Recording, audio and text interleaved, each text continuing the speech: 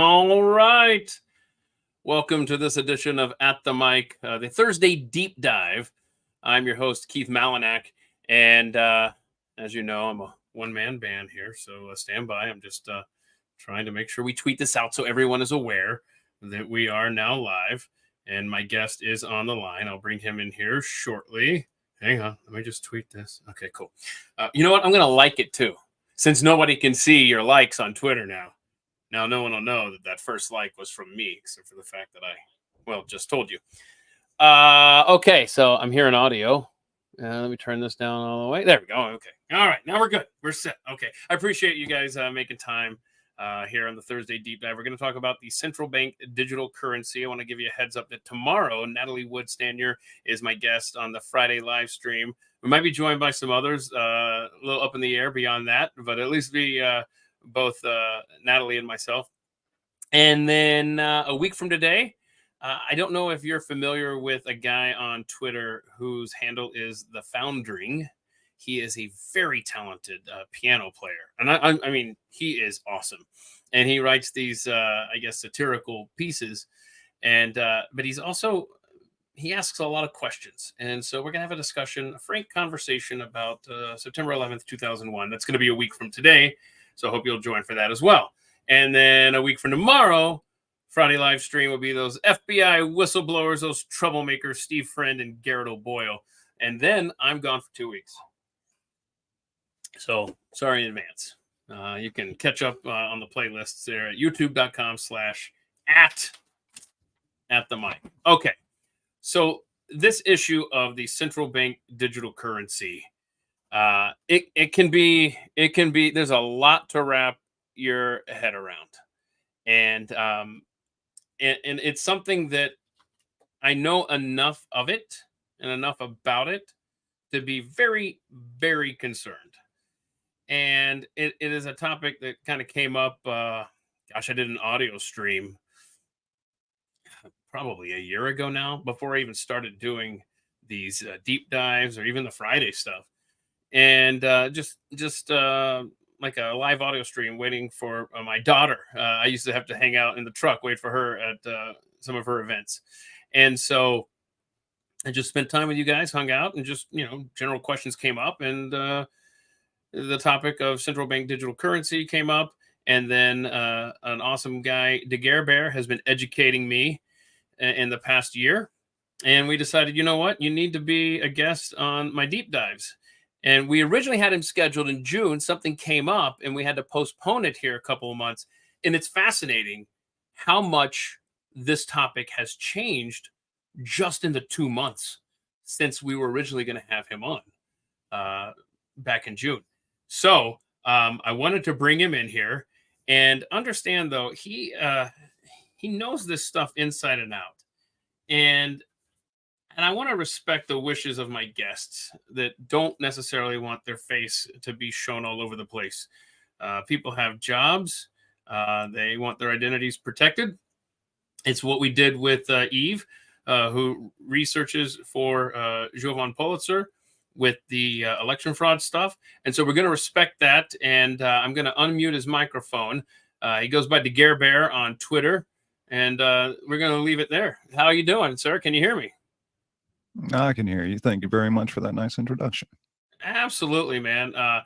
You've got a wealth of knowledge, and instead of just me getting that knowledge from you in direct messages and emails and stuff, let's share all of this information with this awesome audience, which, by the way, before you get started, I'm about to shut up and let you take the floor with your slideshow presentation. And then I have my own stack of questions here that, my gosh, I killed many trees printing up this stuff, these articles. I want to thank Sue for telling me that you can't hear the air conditioner. That's because I turned it off right before we went on the air. So I do, however, hate this microphone. My Blue Yeti crapped out yesterday when I was doing some stuff. And so this microphone, I hope, is good enough. Oh, and this was supposed to be good high-speed internet. And I had to reschedule that. Something came up this week. And so this is hopefully the last week of like a fuzzy picture or something like that. I don't know. I don't know. I hope it's acceptable. All right, I'm totally done. Bear, take it away. Here is your slideshow. You've got the controls. Thank you for making time, man. No, quite all right. Thank you for the time. So, a CBDC, that is the central bank digital currency. And really, what that boils down to is the difference between the current system we have and something totally run, or as it says, centralized. And that would be under a central bank under any government. Now, what is different from what we have right now? What we use right now is for the most part, privatized system where we still have banks that make up the Fed and everything like that. But between local banks, national banks, credit unions, our monetary system is more not entirely decentralized, but it's privatized. A central bank digital currency, all of that flows through whichever government is in charge. So, as you can see, there would be some drawbacks because, um, well, if you're afraid of Trump getting in office, then you would not want Trump at the controls of this. If you're afraid of Biden or whomever else, you would not want them at the Strictly digital, controls. right? And that is part of it too, is entirely digital, which means it can it moves a lot faster than cash, but that means not only the markets, but any sort of application can move faster. And It's and one thing and to go ahead. yeah, let me just jump in here real quick. This means like there's no birthday cards with money from grandma in them. You have every single transaction monitored by this centralized government entity. Y- yes, whoever the monitoring body is, they would have access to that. I will throw out, while the dangers with this can be pointed out and explained in length, the benefits could also be there. As with everything, there's always two sides to this. Let's say, let's say there was questions about donations to a campaign, whatever it might be, whomever the politician might be in the eye. Well, with a blockchain or a digital currency, blockchain especially, you'd be able to track each and every single donation, to whom it was from, the amounts, and things like that. Or let's say you had questions about financing of military action. Not that any particular country comes to mind at the moment, but you could actually trace down where each individual dollar and each individual cent went. So while there are dangers, there could be benefits if properly implemented. Okay. So, All right. So, all right, here. I'm trying to think. I'm holding off my own questions here because I know you got a presentation that might answer some of them, and I do want to encourage yeah. those of you that have questions as we go along because there's going to be a lot of stuff here, a lot of ground we got to cover. Mhm. It's a complicated but very important issue. This is serious stuff here, and I'm not asking Bear to take an opinion on this. Uh, but a lot of people, a lot of Christians see this as the precursor for the mark of the beast because, oh my goodness, if you don't have this digital currency, if you don't succumb to it, then you can't trade. You can't be a part of our society. It's it's almost like what the vaccine passport was going to be, but this is the actual currency that you would be trading in. Yes, and over the years, because the CBDC concept has been in the mainstream for a better part of almost a decade. But even before then, there was millings and research projects on how this could be implemented. Because for the most part, for the last 20 years, we've gone primarily digital. None of us really truly see our paycheck. We see it direct deposited. It's ones and zeros into a bank account and moved from there Yeah. through EFTs. Um, so yes, we've been moving towards a digital process, and even 20 years ago, there were those that, if you've read the book of Revelation or any of the major eschatons throughout different religions, in one way, shape, or form, they all go to something that would prohibit you from buying. Well, to quote Revelation directly, you shall not buy nor sell without the mark. All will bend the knee. Mm-hmm.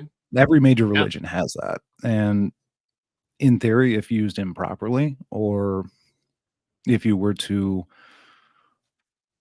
modify behaviors, yes, a CBDC would be one way to do that. Very similar to COVID. Um, we were told who was essential and who wasn't. Well, if you're not essential, you don't need fuel. So that could prohibit you from gassing up your car. Or, you know, another one that's out there is climate change. That, cow farts are hurting the world. Okay, well, then you can only use this for X amount of protein or beef per month, per year, whatever the allotment might be. So there are definitely concerns that can arise. Okay. So take us through this whole process of the central bank digital currency, would you? Yeah, no doubt. And before we do that, I'd actually like to kind of clarify a couple things because all of this gets mixed together. It's like when you go to the South and you order a Coke. Now, the term Coke has been ubiquitous with soda, or I'm going to Xerox something, or go hop in the jacuzzi. Well, there's a difference between a hot tub and jacuzzi. So let's go through some of these terms just to lay it all out and kind of quantify what we're talking about. The next slide up is for, there we go. So central bank digital currency, CBDC, crypto, Bitcoin, Ethereum, all these terms get thrown around a lot, but they are all vastly different. CBDC is central bank digital currencies. We already kind of laid out. It's centralized and controlled. Crypto, for the most part, is describing a market that, as you can see with just some of the tokens that are up there, we have like Bitcoin, Ethereum, Solana. These are all different coins, which you should almost look at as currency. That, let's say, Bitcoin is the USA, Ethereum, Canadian, Solana, French.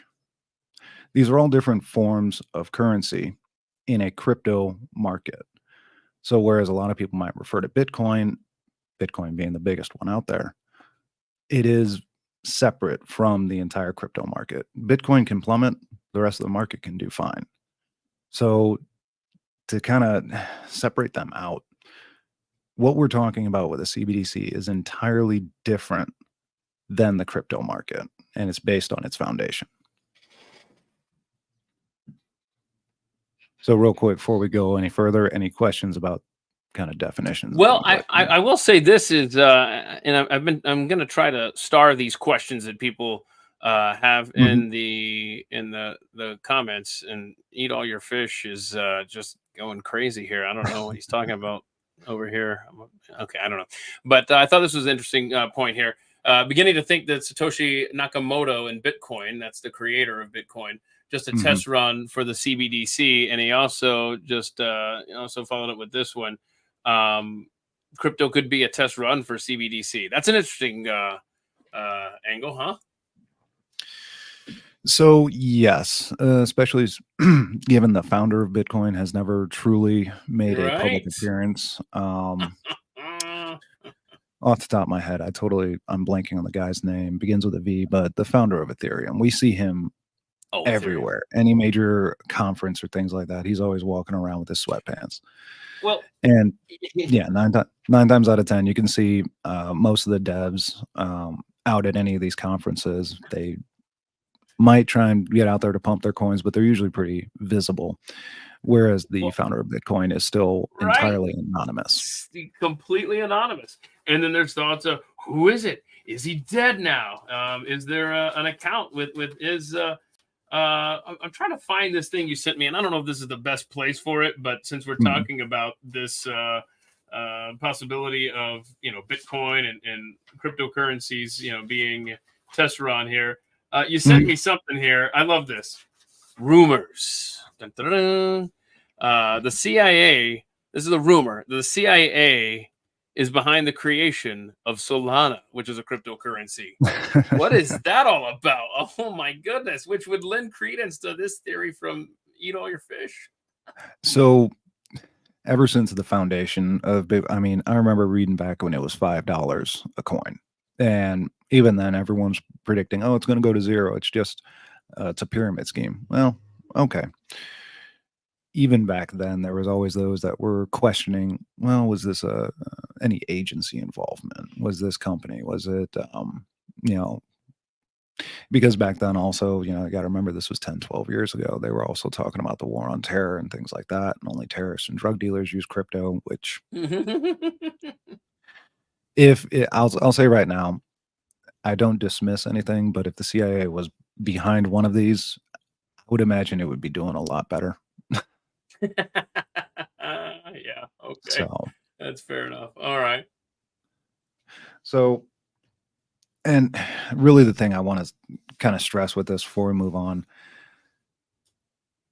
the decentralization of crypto is that it is in the hands of those that are working the network, that are either operating the nodes, they're doing the mining, or even the casual participant that buys, trades, and sells crypto.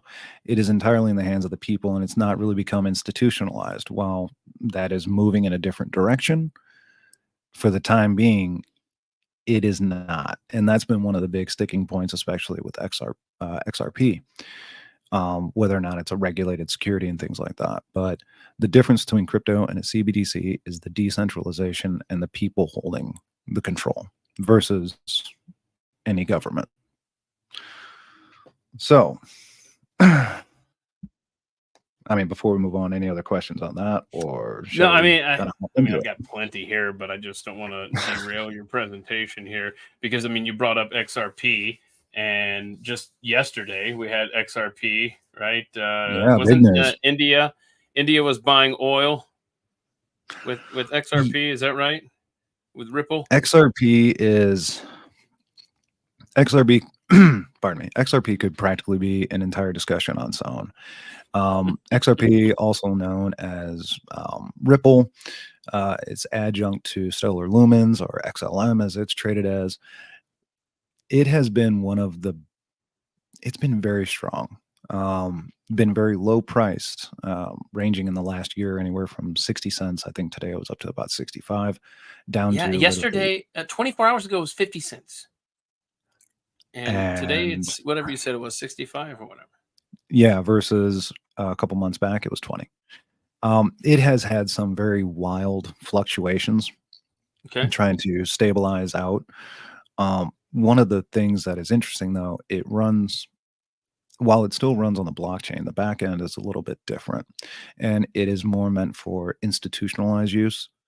Mhm. That is why, if you've ever heard of something called ISO 20022 protocol, that's why it's being integrated, and rumors are that it's actually being built into the framework for Swift, the cross-country payment network, which is one of the reasons that India has tried to adopt it and use it for oil, as we saw the other day, Yeah. and even the Saudis are playing with building it into the back end. Yeah, I mean, this is an article here from 2018 about Saudi Arabia central bank signs blockchain deal with Ripple. Look, you're right. We could do an entire, and maybe we will, an entire show just on Ripple, or we could do an entire show based on cryptocurrencies. And I definitely don't want to steer too far away from the central bank digital currency and the Mhm. government's evil plans for us from today's discussion. But before we steer too far into those waters, can you just, because there's a lot of people that are watching this that need, I mean, really, you can never stop learning about cryptocurrency and Bitcoin and Mhm. stuff. I don't know that we can ever fully understand it. I mean, it's difficult to explain to someone, at the water cooler even. So, and that's for somebody who's invested in it. And so, I guess what I'm asking is, can you just give us a quick explainer of just cryptocurrency, what the blockchain is, and then tie that back to your presentation here on the central bank digital currency in general? Oh, most definitely, and I'm glad you brought that up because that actually kind of plays into the next part. So a lot of times things are named for exactly what they do. And blockchain is very similar to that. That we've all seen a just heavy duty chain, one you might use for towing or like on an engine hoist, things like that, where each link is tied together. That's literally what this foundation is. That in the event, I send Bitcoin to Keith, and Keith sends it to Brad, and Brad sends it over to Mike. There's a recorded transaction of each of those that's verifiable, and it has to go through multi authentication. The great thing is that given this system has been put together for the last almost 2 decades now, it's gotten so much faster. The first pizza transaction for Bitcoin was very slow, lagging because there had to be multiple different nodes that verified the transaction. We can say that's very similar to what we do now with banking, but whereas I send 100 to Keith, Keith sends 100 to Brad, Brad sends 100 to Mike, that 100 gets deposited and intermingled, whereas these transactions are individualized to where the exact amount I sent Keith is the same digital amount of Bitcoin. Now, whereas the price might vary, the amount is the same. Mm-hmm. So, and when someone refers to blockchain, that's basically a blockchain is the ledger. It's the account. It The is backbone the of the history. whole works. Yeah, it's the backstory of everything that was involved in that transaction. Also, as much as has been said about, oh, crypto is anonymous, crypto is it's basically almost akin to the black market. It is not. It is, blockchain actually is more transparent than anything else we have on the market right now. Hmm. So if you really wanted secure transactions, if you really wanted um, to know where every penny is or who sent it, blockchain is the way to go. Now, that being said, that kind of plays into the meat of this, the actual conspiracy. Oh, So, conspiracy. We like that word here. well, and especially with something as nebulous as this, there's because there is more than enough information if you're willing to do the digging, but because we're, we're a goldfish society these days where attention spans are 5 seconds or less, it, sometimes there's a problem with getting the information out.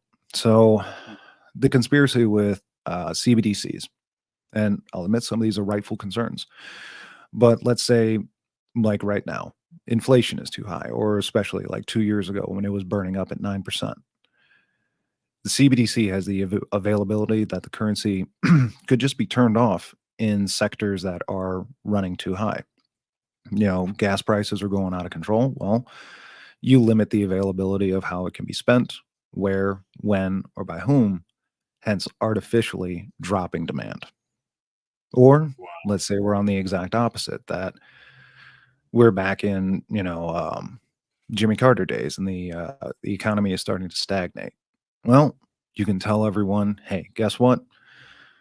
You have now each of you $1,000 deposited, but you have to spend it in the next 7 days. Well, that would artificially push it because if it's an extra 1,000 people didn't have, most people are going to use that as funny money. And, all of a sudden TVs or whatever wish items they had are getting bought. Well, that falsely stimulates the economy, but it would fight stagnation. Interesting. This is where the control mechanisms come in. And especially as much as we hear about climate change and we need to go all electric or things like that, well, it goes back to, well, Keith, you said you had a pickup. Do you really need that? Maybe you just need 10 gallons of gas this week instead of 20. Or my pickup truck, big V8 engine that, horrible on gas. Well, your individual CBDC won't work if you're filling that up. And especially if we get over to as connected as connected as vehicles are these days, We're uh, we're almost at the internet of everything, which means everything is connected to everything else. It would be very simple to say, well, okay, I'll just have, the wife go fill up my truck. Now they'll Right. see what truck is there. Yeah. Right. That's what I was thinking while you were talking about this. My word. Which So, hold which again, on. and Yeah. go ahead. Go ahead. Well, I No. was going to say, if you wanted to add conspiracy on top of conspiracy, a good example of this would actually be just the other day when all the bloodletting was happening in the markets. I'm sure in passing, or if you watch the stock markets, Monday was a suboptimal day. No one had fun. But magically, none of the trading platforms for the big guys had the glitches that you and I had. What's that all about? Now, I'm glad you brought that up because the story first broke with Schwab, and then it was also Vanguard and somebody else. It was at least three that I saw. Come on, Uh, come on. What was there were going on upper there? there were upwards of a dozen that all had what, and this is the thing, because within minutes of all of it really starting to happen and people starting to go to down detector and see, the instances of errors or canceled trades or anything like that, it's not what people think. And to explain that, there are measures put in place in the stock market that if certain percentiles are hit, if certain stop gaps are hit, trading is paused, and Mhm. it's across the board. Whether you're Warren Buffett or one of us here that just do casual day trading, all of it is put on pause. The difference being the big guys are usually about 15, 20 minutes ahead of us. So you can understand why the casual investor would have trouble with the part, trouble with the app, whereas the big guys can make it work. Yeah, so it's almost what you were talking about, how they could turn the currency on and off. It's almost like they did that on Monday to a degree. I mean, you lost your ability to trade and um, really participate in real time in these transactions. So it just kind of seemed like I don't know, it's a similar setup, really. It it can be. That's the that's the interesting part about some of this, that whereas the digital currency, yes, you can turn it on and off. Hmm. What people were seeing the other day, could it be They a lost their coordinated? freedom to participate when they wanted to and how much they wanted to. Oh, I'm not going to argue that at all. And So that did goes we more ever get to, what was the official story on Monday? Not having access to these stock brokers. they're still going to say it's glitches, which is at least the latest reports I've seen, they're all saying that magically all of them had glitches at the same time. Um, do I think it was a back end conspiracy to make sure all of it was coordinated at the same time? No, that was one of the stock market has those stop gaps built in that so we can avoid another Black Monday or another um, where traders are jumping out of the window kind of days. Hmm. But the reason everyone started to see it and everyone started to see those failures and those pauses across all the boards is because those trading platforms got the warning that, hey, pause it all so we don't have a run. That usually only happens after the sell orders from the big guys have all A, been placed, and B, executed. So that's why everyone's like, well, see, they're protecting the big guys. Well, the big guys are the ones actually on the floor doing it in real time, whereas we have to have that communication lag. Right. But Right. you're in your defense, you're right. People were prohibited from the free exchange. Could that be Which called brings conspiracy? us back to the Yes. whole idea of the CBDC. And Yeah. and And can you provide me, because the timeline, I feel like I feel like it was a year ago, right? That they were planning on making this happen. Um, do I have that right? Like, I feel like there was a July of 2023 deadline or something that comes to mind. Am I getting something wrong there? But it feels like the federal government and the Biden administration had their sights set on last summer. There was talk of it, and um, a lot of that had to play with the findings from one of the studies that MIT participated in called the Hamilton Project, which we'll kind of delve into a little bit here in a bit. Okay. But honestly, every administration in some way, shape, or form for the last decade has talked about it. Um, CBDCs were first starting to be delved into and talked about with the tail end of the Obama administration.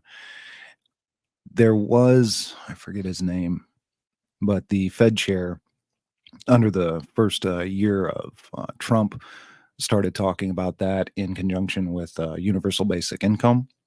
Hmm. And again, the Hamilton Project that started off a few years back and just basically concluded a little while ago. They've been digging into it for years. So that really, it's not a new topic, and it keeps popping up every 2 to 3 years, regardless of administration. What Um, kind of how close were we on Monday, would you think? And I'm asking for speculation here, but there was a story on Monday when all hell was breaking loose. That here's the headline: Fed official says central bank prepared to step in with emergency measures if economy deteriorates sharply. What's that all about? so that has a few different things all playing into it.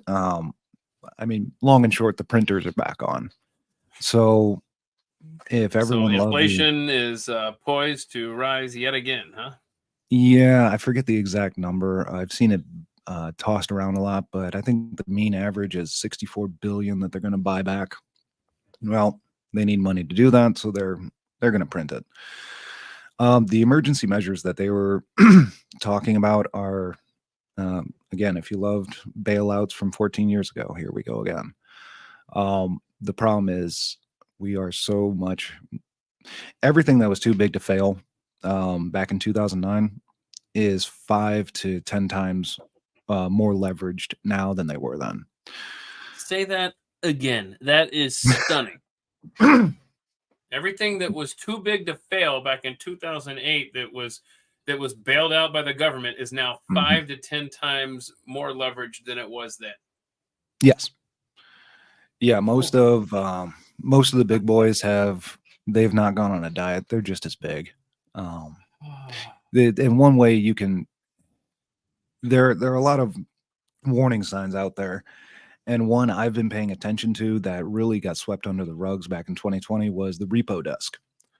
Repo desk used to be basically the source of shame for banks that you would go for an emergency overnight loan to cover everything because back in the good old days when rocks were soft 20 years ago, you had to have anywhere between 5 to 20% of your outstanding, um, basically notes in the vault at all times to cover any sort of potential run. And what was that percentage again? It depended on the size of the institution, but it could have been anywhere from 5 to 20%, depending on your Okay, so volatility, your 5 to risk. 20% on hand, so you avoid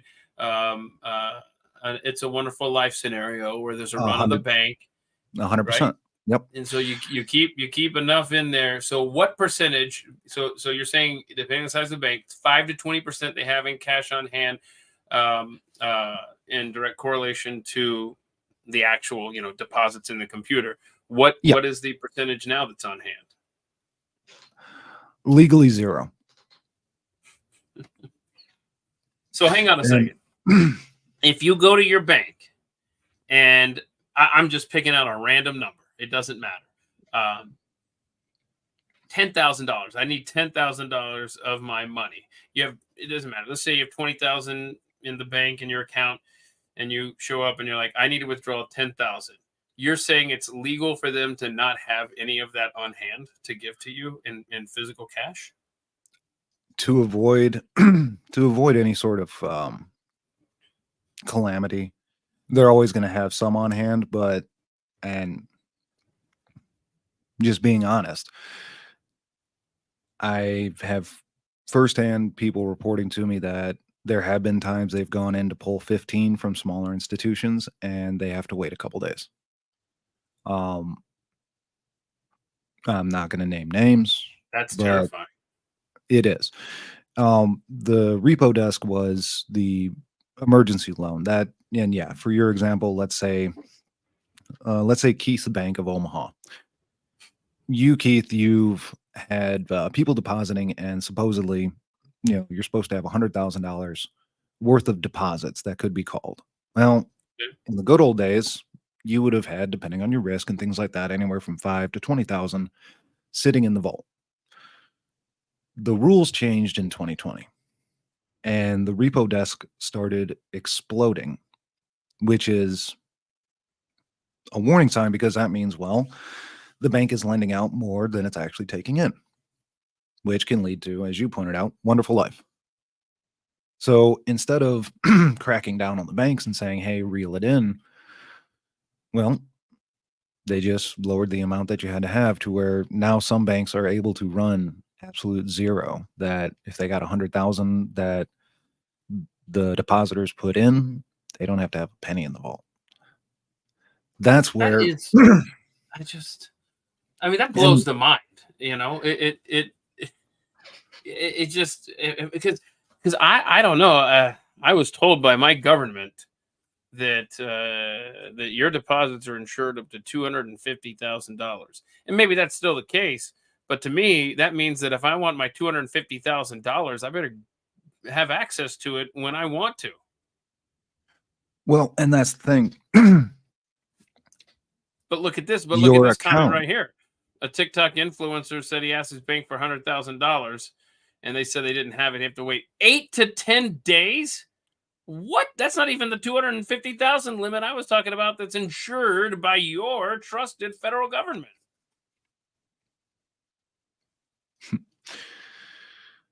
Yeah. And again, depending on Sorry, I'm how throwing you much off digging. here. No, it's cool, man. Because in theory, as tangential as all of this seems, it's really all tied back together. That to go back 5 minutes to your first question, what would bring this on? Well, Yeah. it's everything we've talked about. If the stopgaps were not in place and everyone panicked and, let's say drop the market 10,000 points. Okay, well, now there's instability in the markets. People are pulling everything out. Well, what happens when people pull everything out? They need to sell. Well, on the other side of selling, people need to buy. Well, people need to buy, they need cash. Need cash, you run on the bank. Run on the bank, there's nothing there. That leads to instability. So, what would normally bring this on? Change in currency, it's nothing new. It really isn't.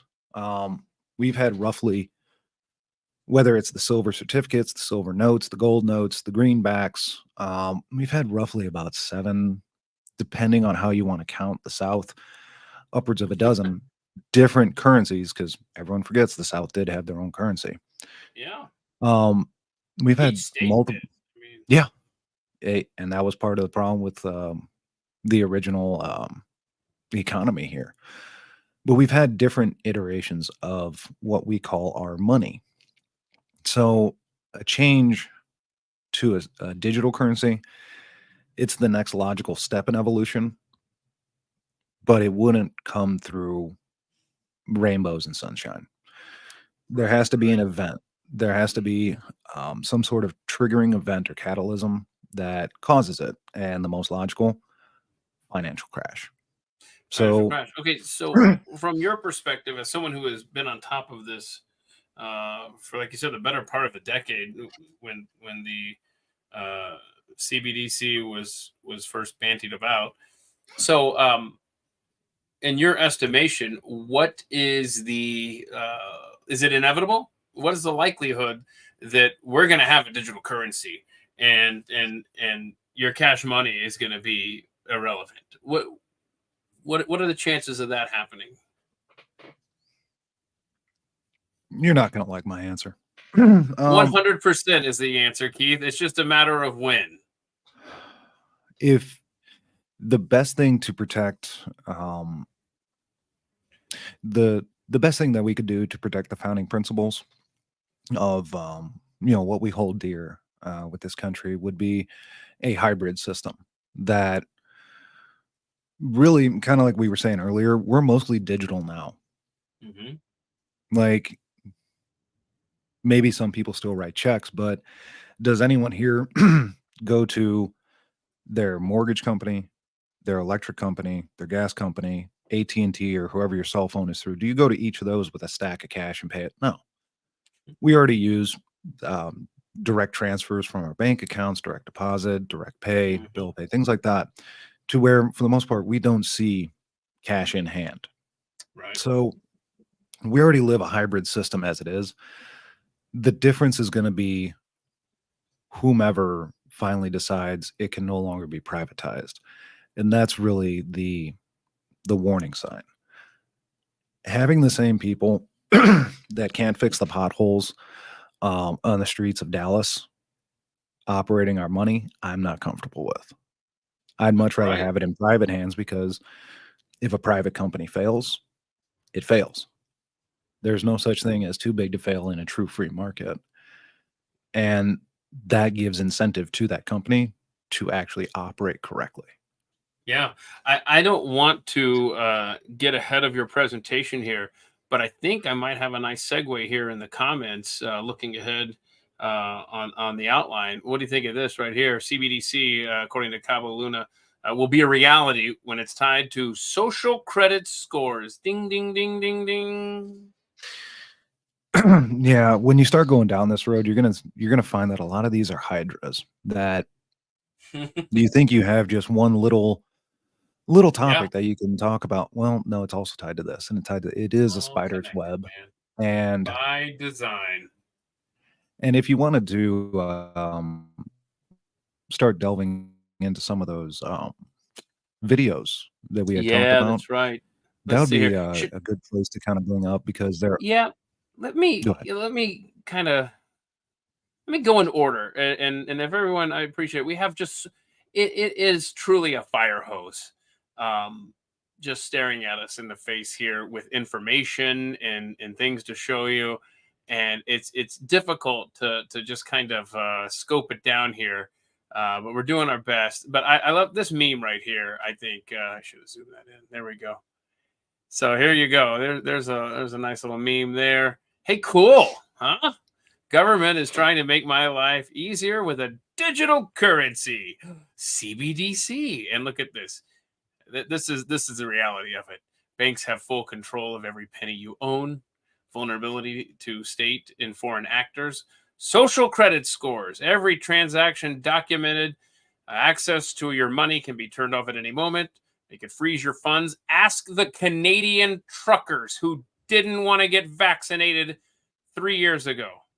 Um, Centralization. All your movements and actions are traceable, zero anonymity, cybersecurity attacks, zero privacy. But look at that laser focus, convenience. But it's convenient though. See, oh, it's so convenient. I just have to wave my phone, or as you'll see in another video, I don't even have to do that. And it is, I mean, that's terrifying, and that is definitely the road that we're on.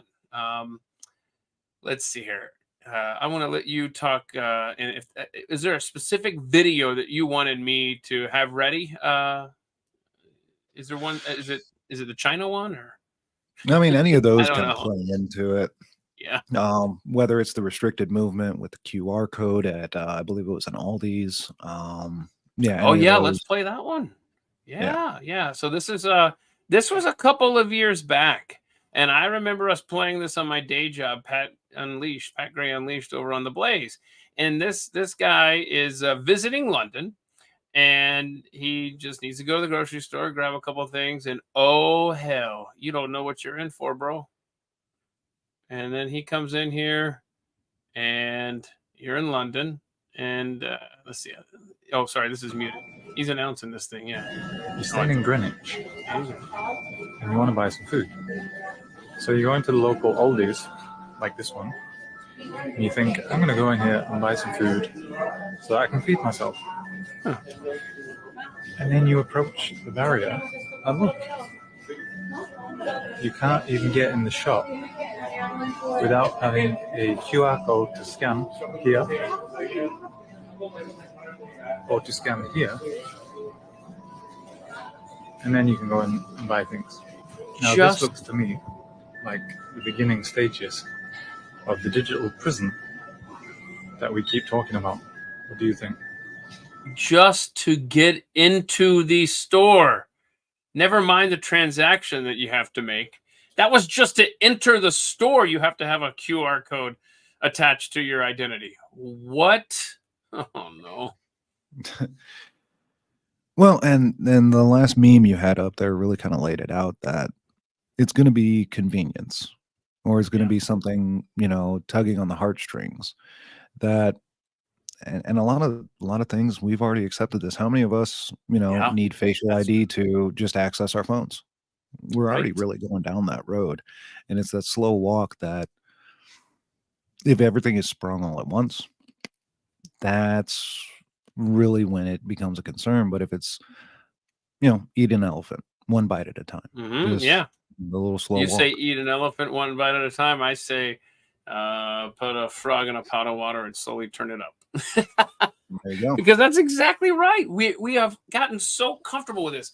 I will never forget, and I've talked about this on air before, where this was at least 10 years ago. And I had the DirecTV app on my phone. And so if you're riding the bus at the time, into the city, and I'm thinking, oh crap, I forgot to record whatever. How cool! I can just go to my DirecTV app and I will just hit record. So convenient. And that way, when I'm back at home tonight, it'll have recorded. Yay, everything's fine on the old DVR. Well, I remember when that app updated about 10 years ago, and it was the first app that told me, yeah, we're going to have access to your microphone all the time, just so you know. And I said, screw that. I guess I won't have that convenience in my life. But then it was another app, and then another app, and another app. And finally, you get to the point where it's like, do you want to have a cell phone that can do anything? And if so, then you're going to have to accept that they're spying on you every second of the day, visually, through audio means, and you have to just really accept that fact. And we have, and people like me that cherish our privacy so much and get turned off when an app even asks if it can have permission to listen. Eh, we have accepted so much, just like you said, to we are now ripe for this intrusion, to because we've accepted the elevation after elevation to the point where what percentage of people right now, if you said, hey, we're going to do a digital thing, and just you have to say yes or no, just go up to every American right now, what percentage would go, yeah, okay, that's fine, whatever, I use it anyway. I mean, the people are stunned when I'm in line at a store, and they seem like they're off put when they have to reach around and hit cancel on the debit card machine, Mhm. because I presented them with cash. I'm like, okay, let's see. And you can tell they don't do it that often. And they're looking for the little red circle. And it's just, I'm sorry. Here's the cash. Anyway, sorry, go ahead. And no, you mentioned an app. Everyone forgets. I think it was LG or one of the large electronic companies. They got into trouble 4 or 5 years ago. Had to recall a bunch of TVs because in the user's manual, it stated and had a little warning box, but it wasn't big enough. That, oh yeah, there's a camera and Yep. microphone in your TV, and people were finding ways around the the pieces they had put on by putting tape on the frame or things like that where it was, to where they started moving them into the center of the screen, and they got a bunch of pushback on that. That was 4 or 5 years ago, so it's I'm already there. telling you. Yeah, it's everywhere. Let's see here. Let me go through these. If I put up a screen that maybe you're not ready to discuss yet, then steer me away from it. And I also don't want to take you too far off. Do you want to get back to your slideshow, or do you want to go through some of these pictures that we have pulled in videos? I mean, you can go ahead and put up what you want. We can just talk to it. I'm okay, good. yeah. So let's get through these videos, and then we'll get back to your slideshow that you've got for us. But at any time, please steer us back to that. It's worse than just your cell phones invading your privacy. This right here is, I don't like this at all. This again is from years ago. This is Oh was yes, this the Sweden? Swedish, right? Yep. Yeah, this is Sweden. In this company, all the employees, I forgot what percentage, but it was virtually every one of them were just like, oh, so wait a minute, you put this little chip in me and I can just walk up to a door and it'll open. I can just go to the cafeteria and it'll deduct from my account, and I just have to walk through there. That's all I have to do. I don't have to get my phone out and be bothered with that.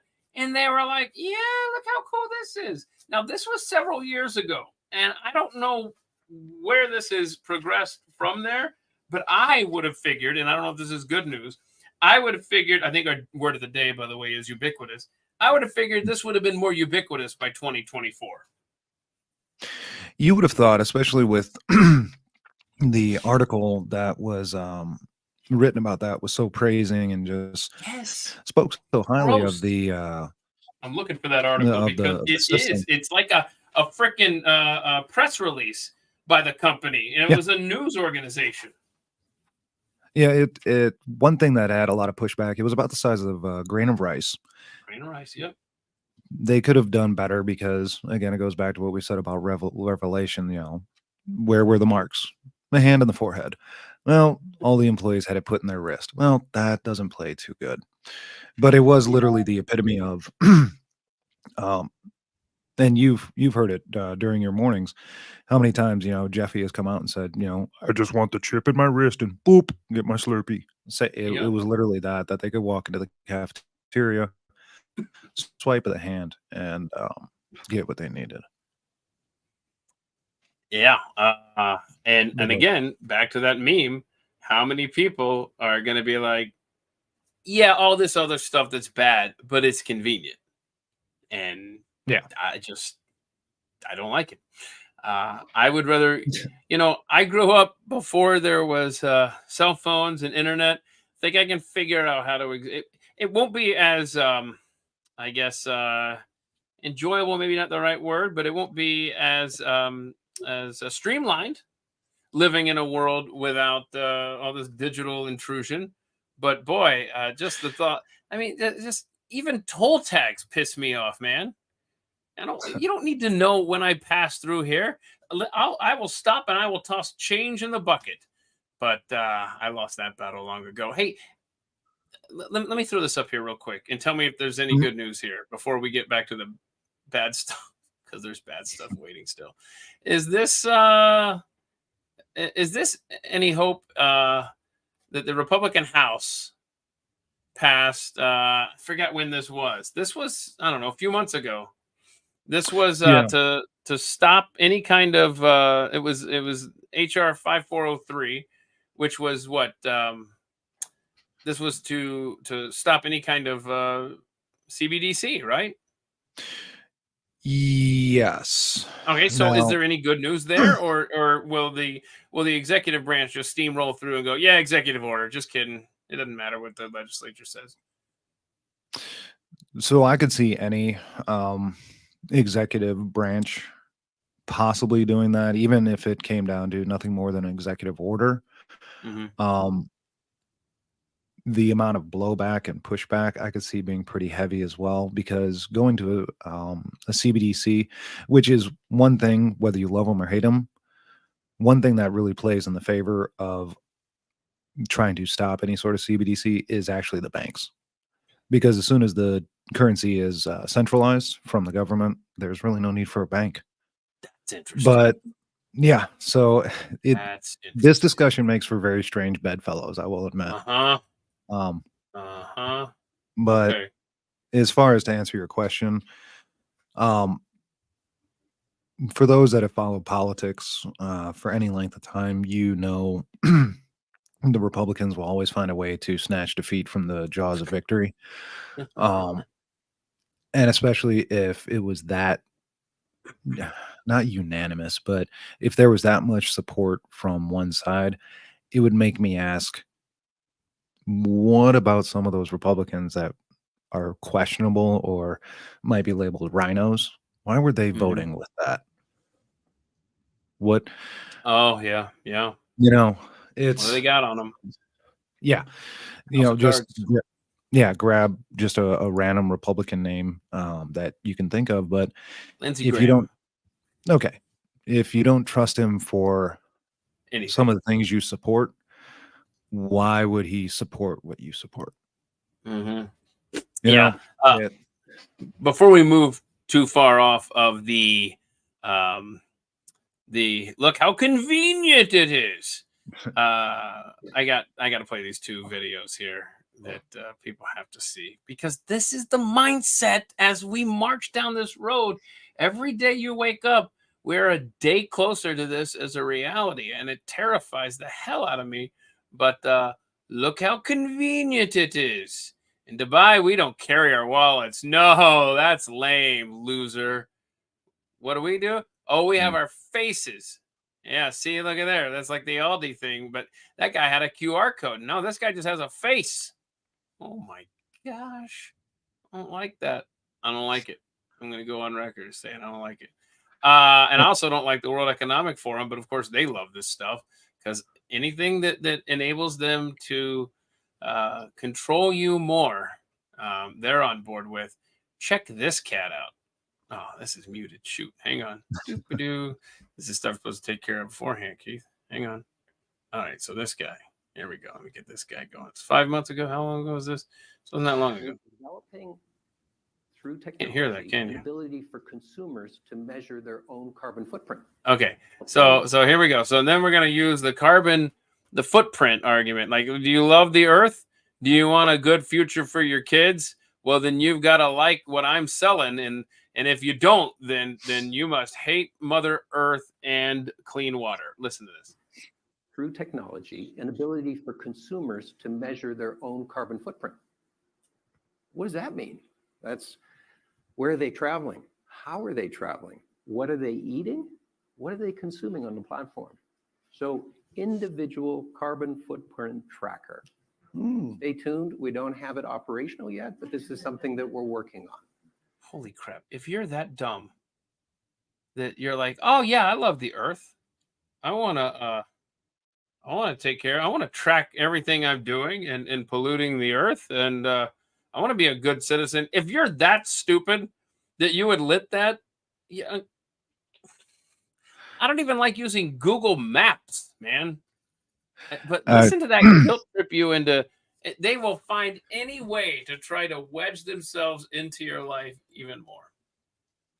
And I hate to kind of burst the bubble here, but in whether it's the heartstrings, the convenience, emotional attachment, whatever it might be, that's how these things play out. Because you got to remember, 23 years ago, people went out and bought patio furniture because the terrorists hate our freedom and they want you to go shopping. That was literally a George Bush quote for those that don't remember. They want you to go shopping. Yep. We stopped calling French fries French because the French did not help us out. And we were told duct tape would save us from anthrax. So yes, this will work. I know. We are surrounded by uneducated people that will ultimately spell our doom. I fear. I want to see. Okay. Now, my theory is that one of the things, there are many reasons why the left does not want Donald Trump to be back in the Oval Office. But I think some of the more sinister people, as opposed to just the rabid people. In other words, you got rabid people like Elon Omar, that just hate Donald Trump because the man exists. But then you've got the more sinister people like George Soros, who hate Donald Trump because of things he says, like this, the night that he won the New Hampshire primary, which made me sit up and go, oh shit, I got to pay attention, because I didn't even think that he was even, this was even on his radar. And all I could think of was Vivek Ramaswamy must have talked to him, 30 minutes before. And that's not a dog on Trump. I'm glad that he is surrounded by people that are at least discussing this, to the point where he's been talking about it even more. Digital currency, CBDC, Bitcoin, stuff like that. In fact, we got a clip coming up from the Bitcoin conference. But when he said this, I was appreciative. And tonight, I'm also making another promise to protect Americans from government tyranny. As your president, I will never allow the creation of a central bank digital currency. Do you know about that? And he's surprised, like, ooh, they know about this, and that's fine. If I don't need Donald Trump to understand it enough to be a guest on this program discussing CBDC, but I do need him to understand it enough that we need to avoid it like the plague. At the end of the day, when it comes down to many things regarding either crypto regulation or central bank digital currency, it goes to what I call the crayon theory. If your argument can be written in crayon and still make sense, then it's a good one. That all he needs to know, CBDC, no. That's it. It doesn't matter what the argument is, what the sell point is, no. Yeah. And somebody had enough of a heads up that they put that in his speech. Yeah. So what I think happened was, whoever is close enough to him to have influence over his speeches, that's an important tip off to me, that he's surrounded by people that understand this. So he reads that, and then when the crowd applauds, I mean, that's almost like you heard about the you see, like, he's like, oh crap, this is a winning thing here, winning talking point. And then he showed up at the I'd almost say also, if you want to know who's whispering in his ear about that, look to who was on his stage left. My guess is it's not the youngest, but Junior. Oh, Donald Trump Jr. If memory serves, Don Jr. was there at that one. He was off on that side of the stage, and I think he just had a very nice little tweet about crypto the other day.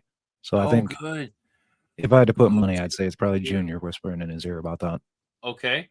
And here was Trump just a couple of weeks ago in Nashville at the Bitcoin conference. I thought this was interesting, especially when it's on mute. Then it's just really helpful.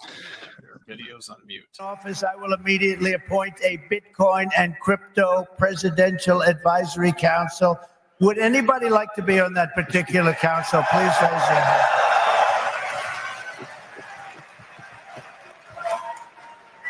Their task will be to design transparent regulatory guidance for the benefit of the entire industry, and they will get it done in 100 days. We will have regulations, but from now on, the rules will be written by people who love your industry, not hate your industry. That right there, and I'll press play again here in just a second. That really clashes in my mind, because it's like, okay, he's showing awareness. He's going to put smart people around him to understand Bitcoin and cryptocurrencies and stuff. Wait, regulations. Wait, inner conflict. People that want to make it clear and simple, straightforward and fair. People that want to see your industry thrive, not dive. Next, I will immediately order the Treasury Department and other. We're starting to get off the rails here a little bit, but I'm going to let it play out. And if you want to address any of this, man, feel free after it plays out. Federal agencies to cease and desist all steps necessary, because, there's a thing going on in your industry. They want to move the creation of a central bank digital currency. It's over. Forget it. Good. Yes. CBDC. There will never be a CBDC while I'm president of the United States. And I will always defend the right to self-custody. Self-custody. You're going to have a great industry. You're going to have a great industry, and we're going to be fuel for your industry, not demolish your industry. America will once again be a nation that protects property rights, privacy, freedom of transaction, freedom of association, and freedom of speech. We're going to go back to the old days when we were a nation that was building, not a nation that was eating itself alive from within.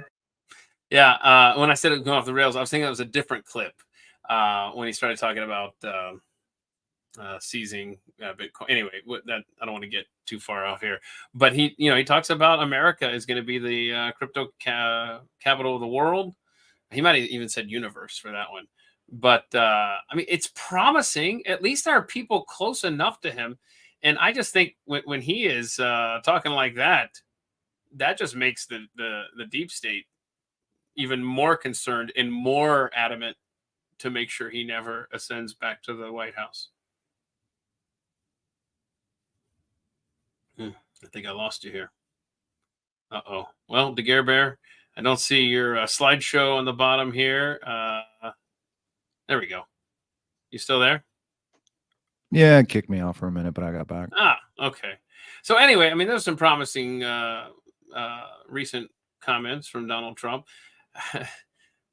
If you are sitting in the shadows of our government and you're seeing him talk like that, you got to be concerned, right? Well, and this is the problem, that while that's very promising, you're going to ruin it for me, aren't you? You're going to ruin it for me. Yeah, I am. One of the reasons, like Bitcoin, for example, went from 1/1000th of a penny to 72,000 per coin, is because there wasn't any regulation keeping it out. Yeah, I know. And this is the age-old argument, but this is the problem I have. Can you name one thing that's been regulated that's gotten better? Yeah, I know. The reason crypto works is because it is the Wild West. Yeah. There's no safety net. What you do is your choice, and it is for the most part a casino, but it's no more a casino than Wall Street, that you don't put in anything you're not willing to lose. So having those regulations in place, okay, but then the counter argument could be, hey, if you really want to see crypto thrive, then you're going to want big businesses and big entities like a Charles Schwab or or a Vanguard or whatever to invest in crypto, and therefore they're going to sit on the sidelines and not help your 401k Bitcoin or crypto heavy 401k grow without proper regulations in place. I mean, right? No, there's many arguments to that, and yeah, it goes back to well, with CBDCs, banks would be our friend because that's their market, that's their job, and by moving to a CBDC, well, we no longer need Chase, Wells Fargo, JP, go down the line. Whereas with crypto, them getting in, they would need those assurances, but then that drags down a bunch of the mobility of and again, if they're concerned, well, we don't know, it's anonymous. No, it's not anonymous. So there's two sides to everything. So let me play one more video. This is where a social credit score ultimately leads. This is China, and it's my understanding that this is all related to this guy's social credit score. Now, this is hard to watch, so if you got I don't know, weak stomach or sensitivities here, I totally understand. This guy is not taking the news of his social credit score well, and here's what he does. He jumped to his death, and then apparently this translates to he had such a, I mean, this is them trying to talk him off the ledge, and then that's where this ends up. And this is why you don't want all that wonderful convenience. Now, remember, it's so convenient, until it's ruined your life and you are in a digital prison. And Well, then you pine for the days when you could enter a store without a QR code. What's that? and that what you just showed there, I mean, is it a reality? 100%. If we're looking for an example that might be more for some of those out there that turned away for that, understandable.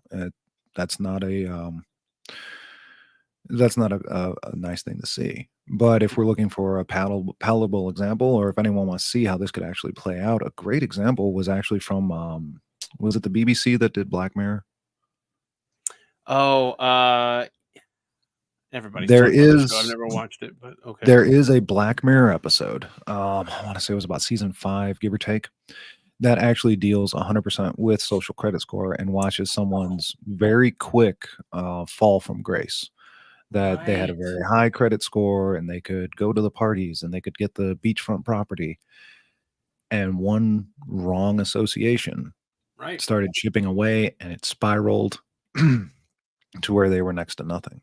And Just imagine in the last 3.5 years under this administration and all of their painting of anyone that was in a Washington, D.C. zip code on January 6th, 2021. Anyone that dared to pray in front of an abortion clinic, anybody that dared to show up at a school board meeting and push back on pornography being taught to their kids, or anyone that showed up at a school board meeting to stand up for their daughter who had been raped by a trans student, or anybody that dared to speak out against this regime, what do you think is going to happen to your ability to trade and exist in this society? Your name gets on that list, and okay, here we go.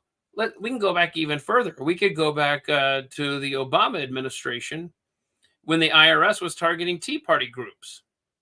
I mean, that was the weaponization of the executive branch doing everything within their power to make life a living hell for people that just disagreed with the current administration that was in power, just having a different view.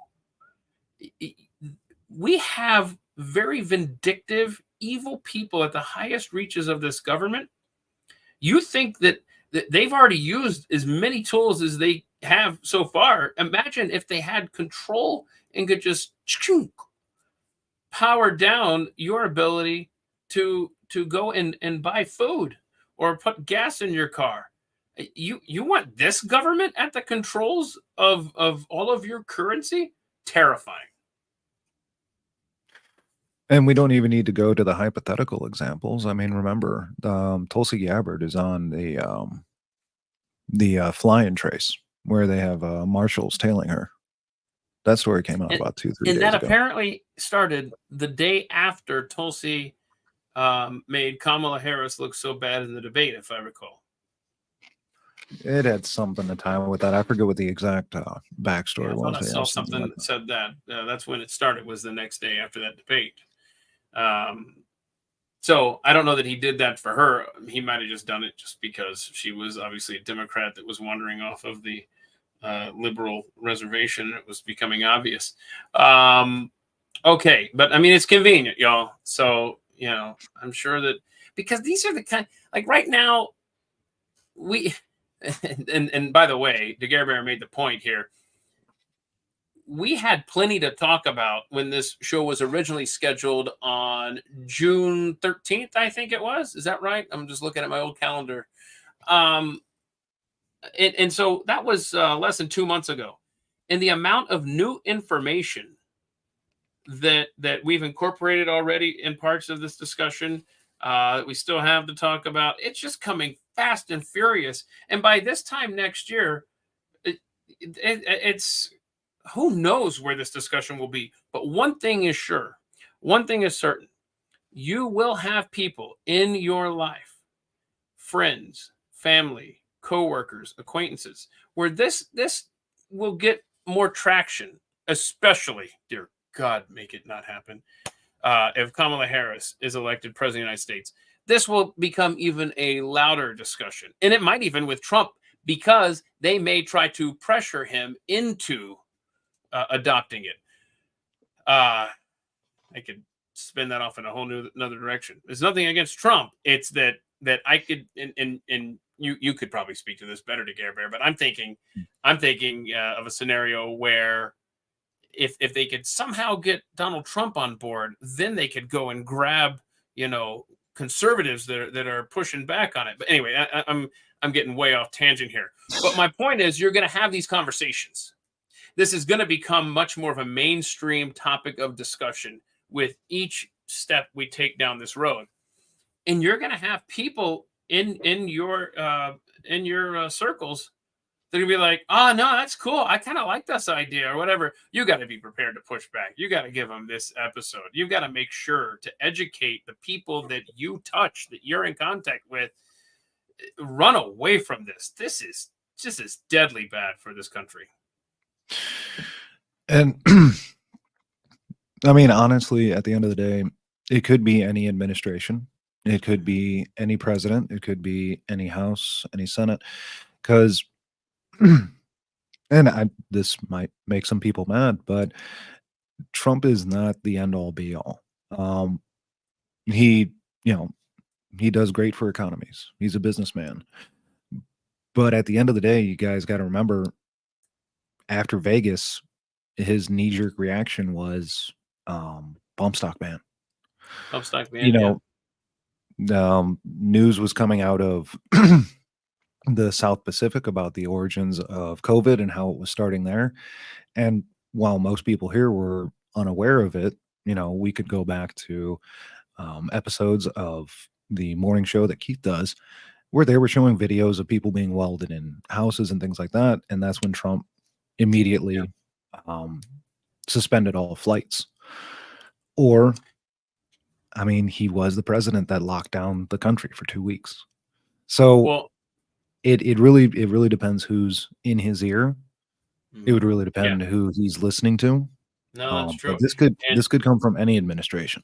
Well, yeah, and when when he faced a crisis like COVID, and took more draconian measures than we are used to experiencing in the United States of America, you could see a financial crisis that is used to usher in something like this.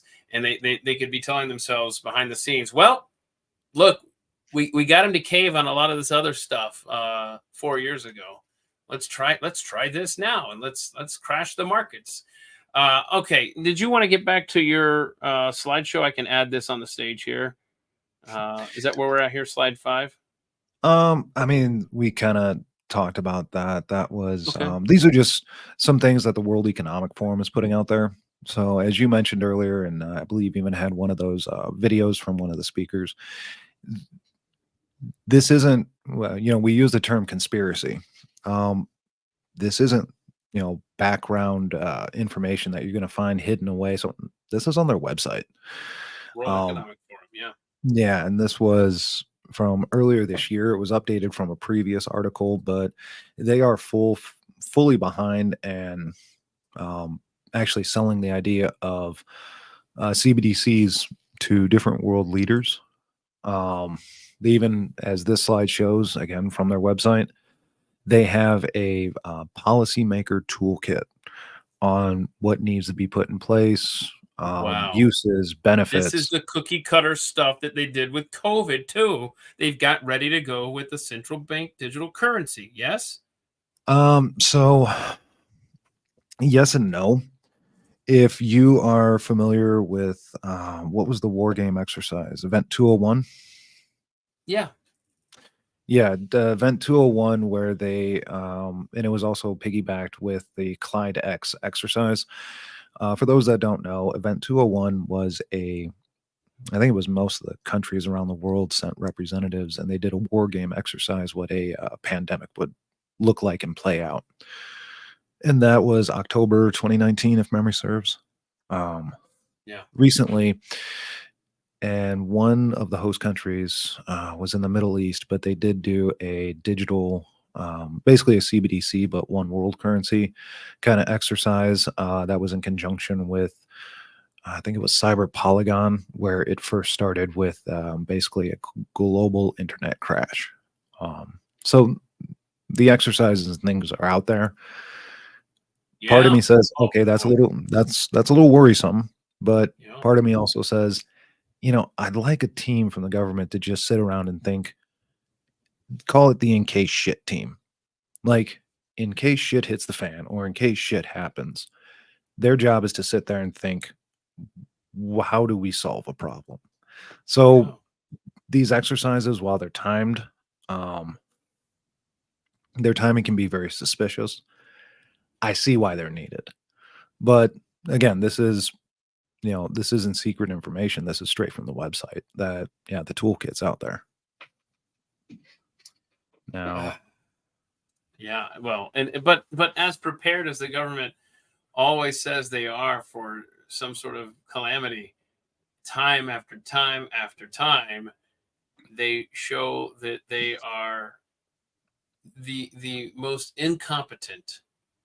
That's the best case scenario, really, when bad things happen. But the most incompetent entity, and it's stunning. It's stunning how unprepared they are for fill in the blank. Okay, what do we got here? We got the currency tracker. Oh boy. yeah, so this actually moves into, and again, this is This nothing. is the interactive map, right? Yes. Oh hell, Yeah. look at this. And you can go by country to see where, they're already employed, Right. ones that have pilot programs going on, ones that are under development, under research, because the CBDC is not a theory. There's already a number of countries that have fully implemented a form of CBDC. Bahamas being one. There's So if you couple went to the Bahamas right now, and even as a guest, is that right? Then you're saying that you got to go digital, or how's that work there? So, and I've honestly had friends down there that have had mixed reviews about it.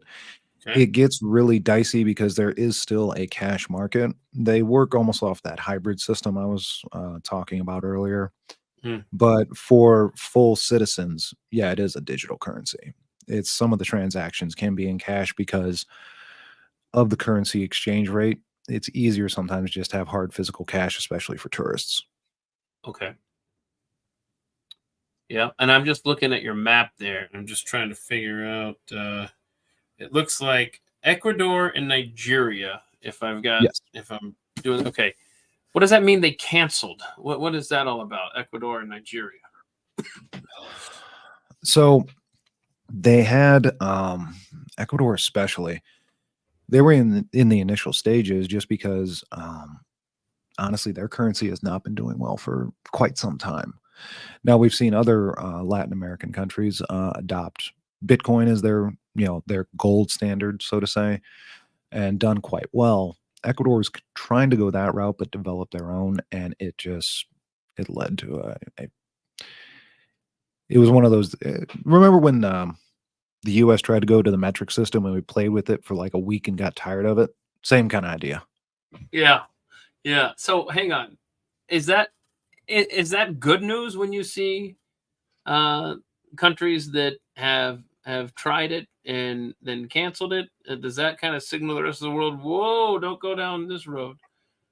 It depends on, well, as we've said a number of times, it really depends on the administration. What did Thomas Edison say about when he was asked about his 10,000 failures making a light bulb? Hmm. He simply said, I didn't fail 10,000 times. I found 10,000 ways to not make a light bulb. Okay. So with some of these, it's okay, Yeah, Ecuador okay. failed. What did they Yeah. do wrong? This one failed. What did they do wrong? And it's going to be that trial and error and constantly testing the waters until, as we see, some are actually rolling it out. Now, some with these, you can roll it out by force or roll it out by coercion. It really depends on the populace, really. Yeah. one thing I'm learning as I pay closer attention here, I'm going colorblind or something. Because Nigeria and Ecuador are not the same color as I look closer there. No, I see the 3 launched is Nigeria and a couple of others there off of the Caribbean. So it looks like Ecuador and hell, I don't know. I'm just trying to and I'm saying this out loud because I want to remember to go back and look later. Looks like Ecuador and is that Senegal? Those are the 2 that are canceled. Because I want to see. I mean, you make a good point. Yeah, it's just we're gonna figure out how to make it work and learn from the failures in those countries. But part of me wants to think that it's promising to see these failures happen, and I hope that there's more and they go back to cash. And I mean, honestly, like I said, there are some that already run it. As we said, the Bahamas, they launched what they call the sand dollar in 2020, and it's a national digital currency that is a 1-to-1 ratio with what we would call the Bahamian dollar, basically their national dollar. But it's a central bank digital currency that runs in tandem with it. That is the first steps of implementation that, hey, we're launching this new currency. If you take your current dollars and put them into CBDCs, you have a 1-to-1 buy. That for every dollar I get 1 CBDC. Well, the way you start pushing it and pushing away from the actual old currency, starting September 1st, up until that point, it's 1-to-1. September 1st, you get 80 cents on the dollar. And then January 1st, 50 cents, to where you are losing money by not participating. And that's really exactly. Cute. All right. So I know you mentioned Project Hamilton earlier. Yeah. Did you have more on that you wanted to share with us here? Well, everything we've been talking about to this point, whether it's the World Economic Forum ones here, this tracker that shows you all over the place, Project Hamilton was actually one local to the U.S. And for those of you who don't know, yes, it is named after one of the founding fathers, Hamilton, because he was one of the first that during the founding wanted a national currency and wanted the government involved. He was actually talked out of it and outvoted by the other founders to go with, well, the system we eventually grew to. Can I just a nerd moment here? A lot of times I do these hypotheticals, usually on Twitter. Just imagine where we would be. Where would we be if Ross Perot had won 2 terms, or if Ron Paul had become president for 8 years?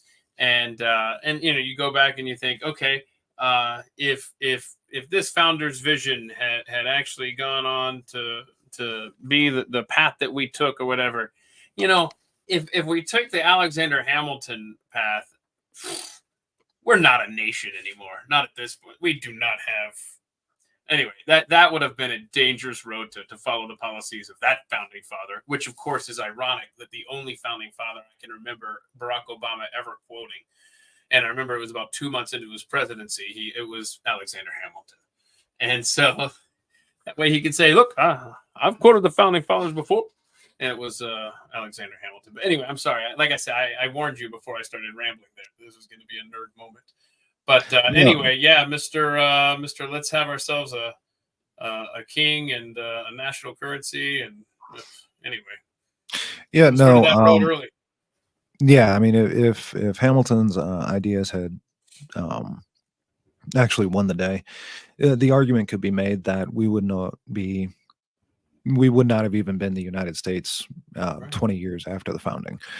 We would have separated out and been balkanized into smaller countries, which in theory is what each state is supposed to be. But it would have been much more. Hence the Jefferson versus Hamilton feud.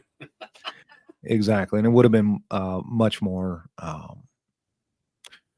spirited, that even to the point, if you look at the individual currencies, a lot of the initial states had, because again, as we mentioned before, each state to some extent had its own currency. Some of them were not doing very well until the initial united currency started being circulated, that they eventually would have gone to war with each other very quickly. But yeah, it wouldn't have turned out well. But yeah, Hamilton is the basis for the name of Project Hamilton, which was, I believe it was in conjunction with MIT, started to do a study to see how a CBDC could be implemented. That being said, How interesting. They named it after him. I mean, you got 45 to choose from, so it's a 1 in 45 chance. But No, but hold on. He was never president. I know, I was just making a I joke. got you. I know what you're saying. But I mean, I guess they could have picked somebody that was on the money. Then he's the one to go with for sure. I mean, there is a lot of speculation. None of the developers around the project really came out and said specifically, yes, it's because he wanted a national currency from the start. But They're always it's a out in the logical open with assumption. their. But basically, this was a funded project that initially phase 1 was just research into how it could be put together and implemented. Phase 2 was kind of like a soft launch with experimental groups. Last I really dug into it, they actually paused because they were finding it wasn't feasible with the current market and our current setup. But Good. these have been Continues to not explored be. and looked into. Okay. Let's see here. What's next up on your presentation? Because I still have questions. Oh, there's that vote again. Yeah. So I didn't mean to steal your thunder with that. What do you think? Is that yeah, that's good that they got stopped for now. Do you know the parable, not parable, but the old story about the Chinese farmer? I don't think so. So one day a Chinese farmer was working in his field and his only horse ran away. And his neighbor said, "Oh, that's such bad luck. I'm so sorry." He said, "Maybe good, maybe bad. We'll see." Well, the horse returned the next day with 5 other wild horses. And now the farmer had 6 horses. And his neighbors came over and said, "Wow, what such good luck you have. Maybe good, maybe bad. We'll see." Well, one of the wild horses, when his son was breaking it to be used on the farm, threw him off and his son broke his leg. And his neighbor said, "Well, what bad luck. Maybe good, maybe bad. We'll see." Well, the next day, the army came to conscript all available men for the war. And with his son's leg being broken, he couldn't go to war. And his neighbor said, "What good luck you have. Maybe good, maybe bad. We'll see." Same with this. Getting philosophical on us here. All right. That's yeah, honestly the way I see things like this is yeah. If it comes back, it might be even worse. The next exactly. in I don't know what cryptocurrencies. gambit they're playing, but we'll see. We'll see. We'll see. By the way, I should have put this up earlier. I want to. That is an email address. If people come up with questions later, they want to ask you. And I mean, I don't know if, and we're not done yet. We're not done yet. I still have plenty, but I want to put that up there. Did you want them to be able to find you on Twitter as well? Do you want to give them your handle there, or just leave it at the email is the easiest way to get in touch with you? Honestly, yeah, I don't. Okay. I'm getting. You don't do a lot. Twitter, it's that toy I'm kind of getting tired of. So if Gotcha. you have questions, comments, want to say I'm an idiot that talks too close to the mic, whatever. Yeah, just shoot an email over to that and we'll kind of go over Okay. it. Let's go through some headlines here. Well, I'm sorry. Do you have more in your presentation, or was that the last slide? I feel like That was really the last Okay. slide. Okay. And it was just kind of an overview of what we're talking about and kind of what the background of that conspiracy is. Okay, let me read some headlines for you, the recent stories, and you kind of tell us how these are going to affect our lives, if at all. Japan dumps $22 billion in U.S. treasuries in 1 month as government mounts billion-dollar battle to prop up currency. This is just the other day. We need to worry about Japan dumping all those U.S. treasuries? Japan has been a very worrisome. It's been one of the big boys that's been on the brink for a while. What really keyed off the stock market problems from Monday was actually sourced in Japan. And everyone remembers back, it was about a year and a half ago, one of the major banks in China became insolvent. I honestly thought anything major market-wise that was going to happen here was going to happen then. But the government of China came in, they bailed them out, propped them back up. Now they're worse off than before, so that's another domino to fall. But China, or Japan rather, that's been, I almost want to say 7 years at least, but better part of a decade where they have just been stagnating. Not real recession, but not great growth. It's just been almost flatline, which their model is not built for. So the fact that they're pulling away from treasuries, A, means they need cash, or B, they see us as a risk. Either way, it's not good. Either way, it's not good. Another headline. This is from about 3 weeks ago. Thailand is set to roll out a controversial $13.8 billion handout plan in digital money to citizens.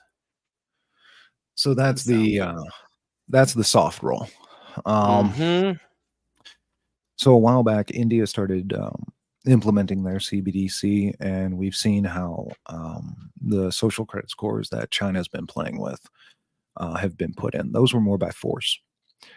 Thailand is trying to slow walk it. Because again, with convenience, or if you give people things for free, they'll want more. We all took the $1,200 checks during COVID. How many people do we know that wanted another? And another. And another. So that's how this is going to be kind of played out, that, hey, here's free money and it's digital. Okay, well, this is the new system we're adapting to, so start buying it. I held on to a lot of questions that I had for you that typically I would send to you and say, hey, what's this mean? You know, blah, blah, blah, knowing that this conversation was going to come up here. And so I saved some of these so that you could just answer them in front of everyone else here. Why are Ripple holders, XRP, why are they pro CBDC as a tweet suggested? I can't find that tweet. I see my little note here. What is that all about?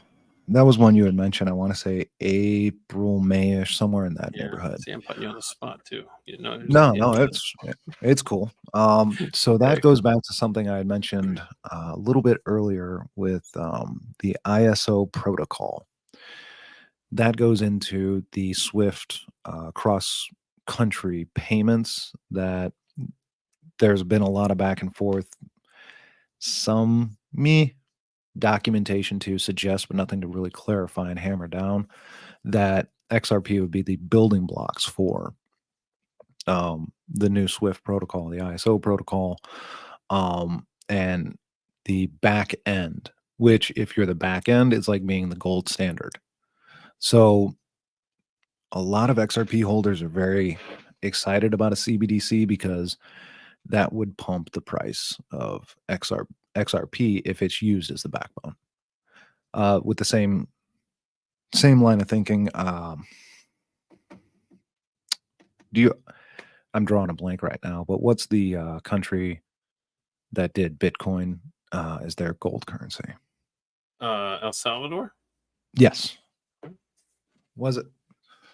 It was one of the ones in Latin America, but kind of how they went to, away from the gold standard, they went to the Bitcoin standard. That was their national currency and their backbone. That's what a lot of people expect XRP to be, just because of its fundamentals. So if you hypothetically hold Ripple XRP, are you kind of hedging your bets then, and saying either?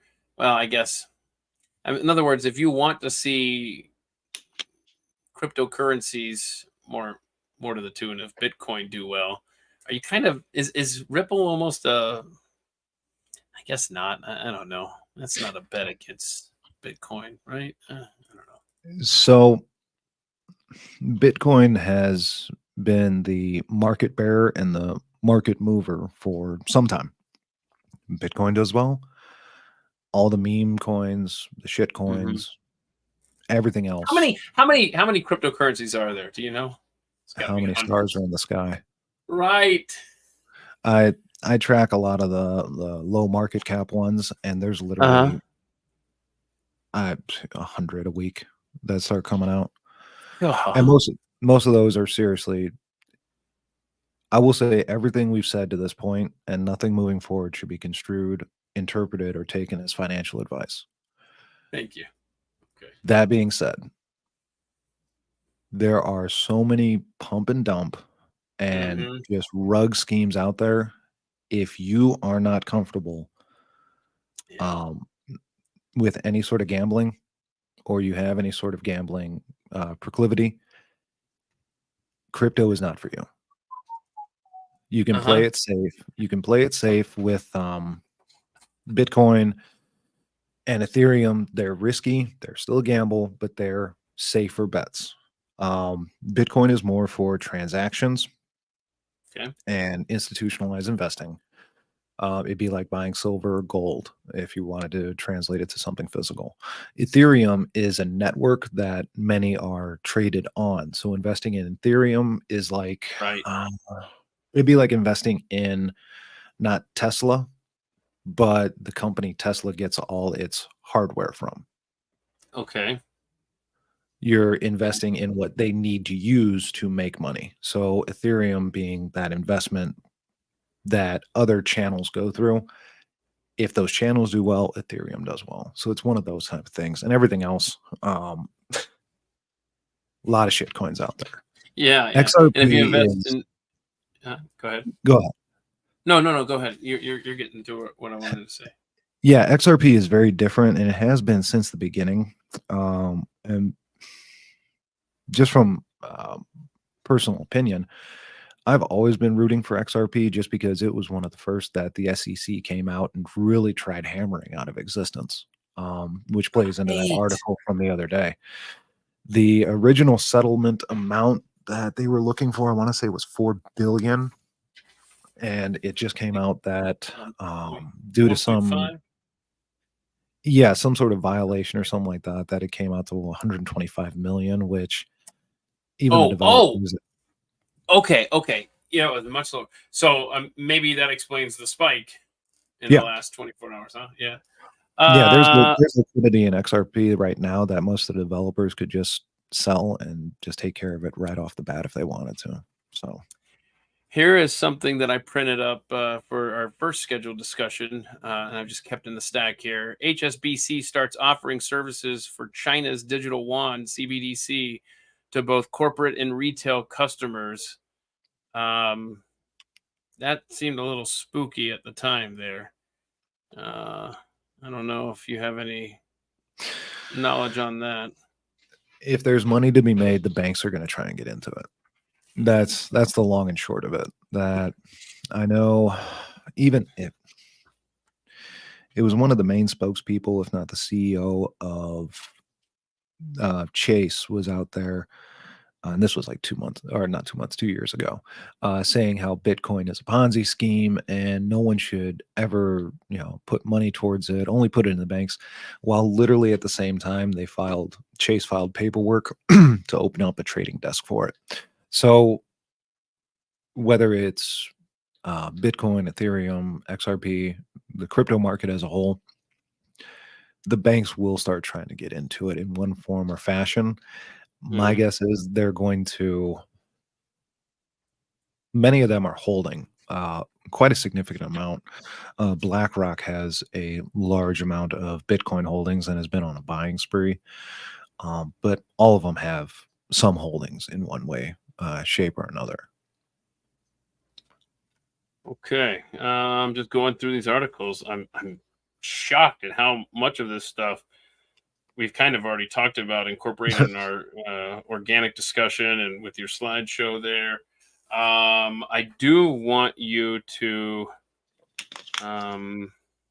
touch on, because I'm surprised we haven't even mentioned the word BRICS and how that threatens the U.S. dollar. And man, that really seems like they are full speed ahead. Why don't you explain to those that aren't familiar with BRICS and why that is very concerning going forward?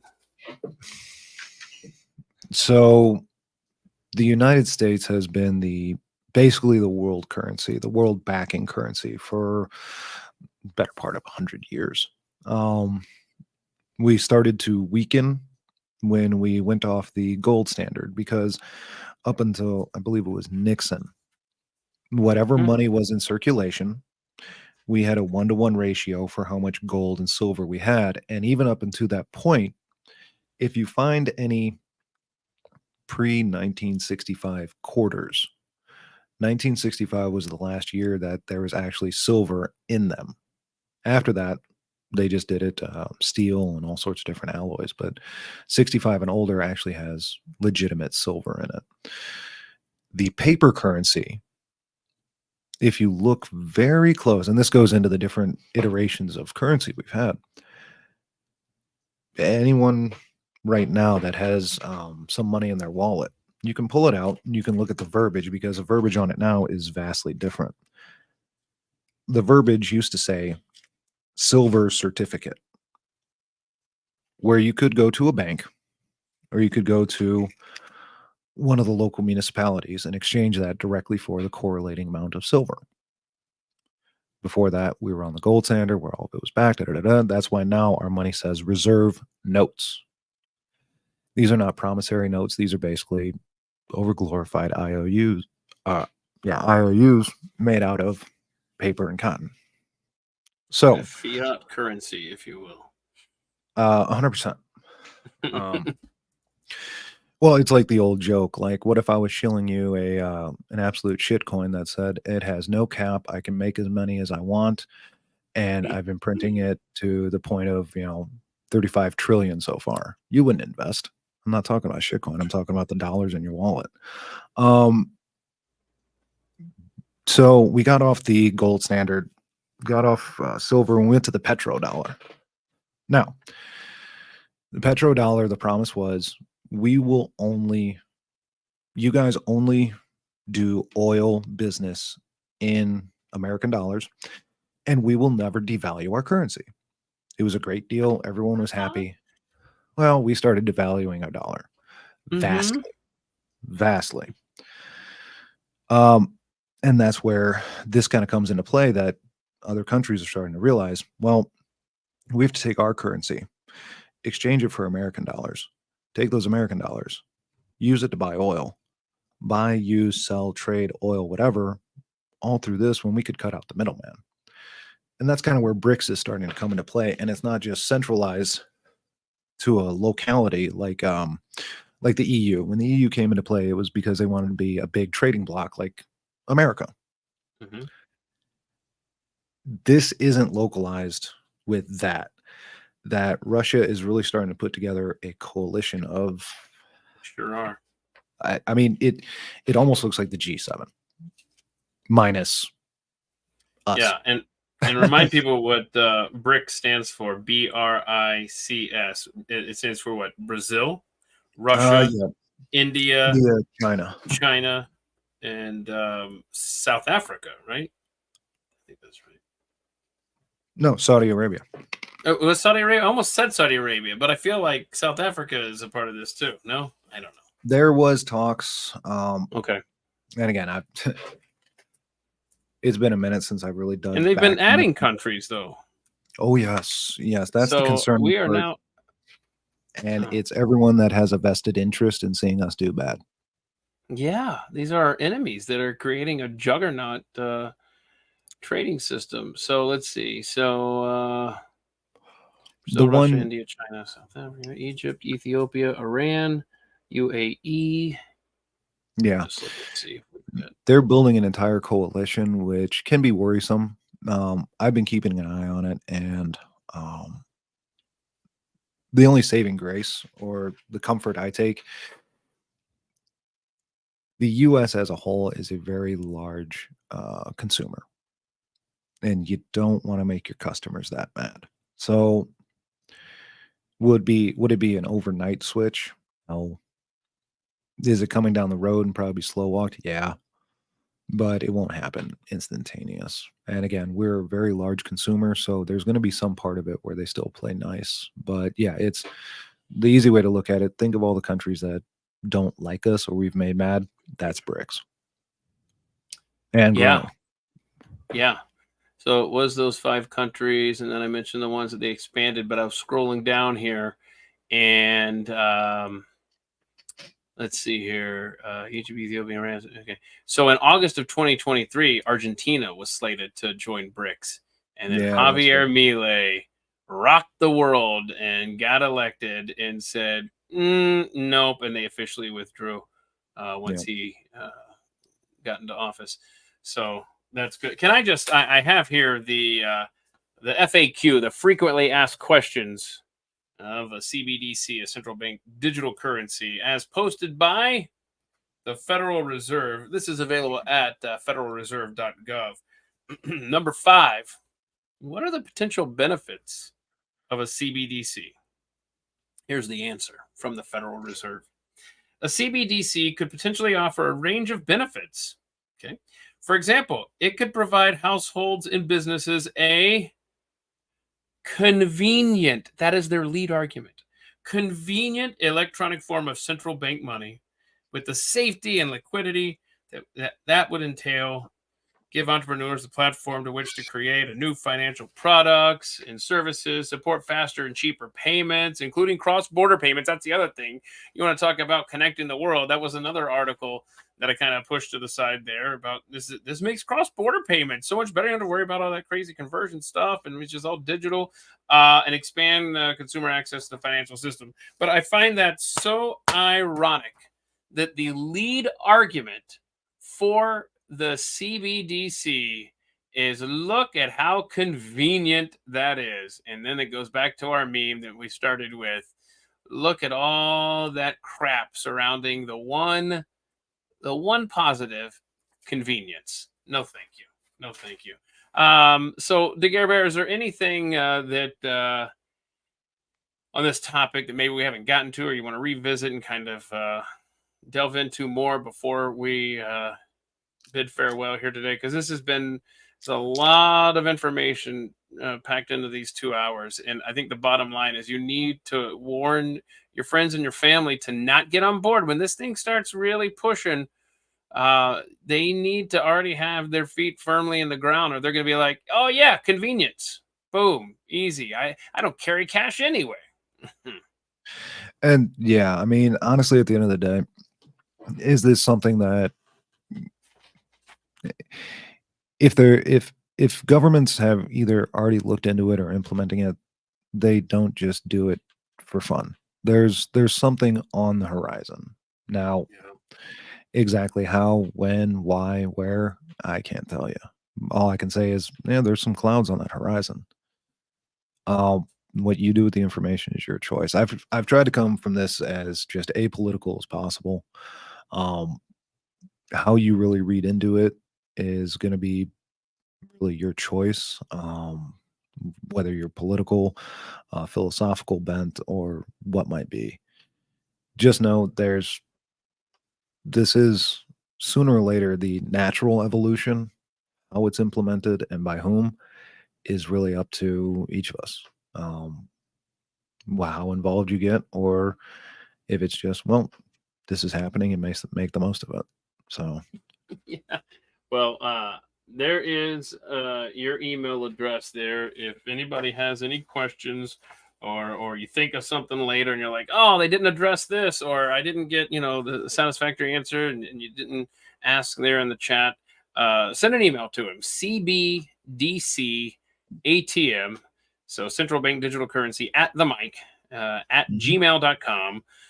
Put your questions in there, and could be the basis of our next conversation.